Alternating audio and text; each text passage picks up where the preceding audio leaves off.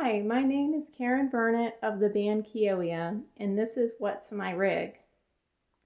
I'm here today to talk about my pedal board and some other equipment that I use commonly at my shows and when I'm recording.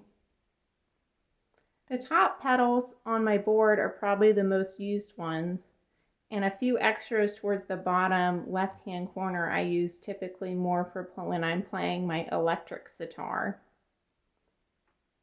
My Marshall Reverb reflector pedal is probably my most used pedal out of all the board. I also commonly have my red Carand compressor pedal, and it's a clone made in Sweden.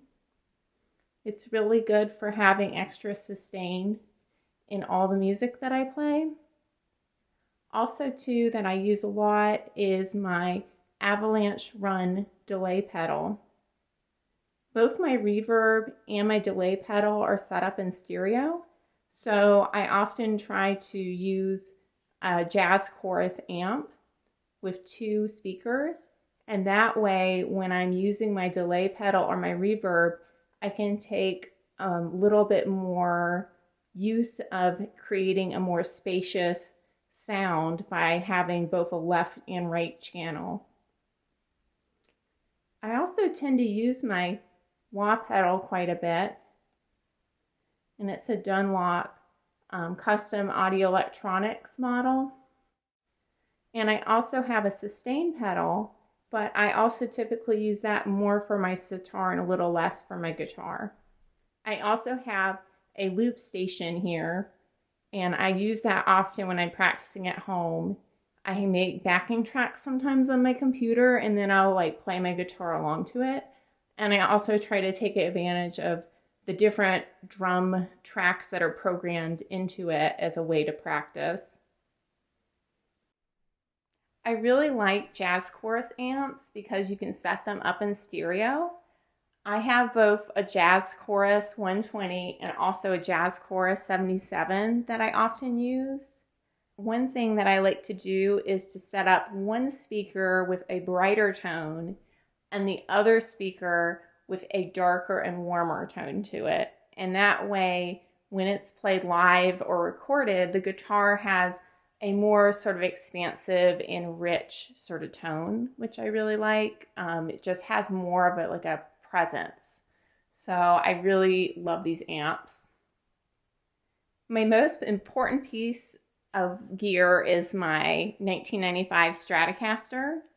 I've had a few upgrades to it, like locking tuners, and I also had stainless steel frets added to them because I play my guitar a lot and I wear my frets out quickly. So that's a sort of change to it. But otherwise, it's mainly original parts. I really love this guitar. It has a great sound to it and a lot of really good sustain. And the tremolo system in it is awesome. So here's my electric sitar. I've played this sitar for quite some time, and about a year ago came across this one for sale. I'm really fortunate to have it because before that point I had a student grade sitar in the traditional sort of size and style, and it was always going out of tune. So it really made it hard for me to spend long periods of time playing it. This sitar is really wonderful. It has a pickup built into it, and it's a studio style. So while it has less drone than a traditional sitar, it gives me the ability to use a lot of different guitar pedals and effects while I'm playing.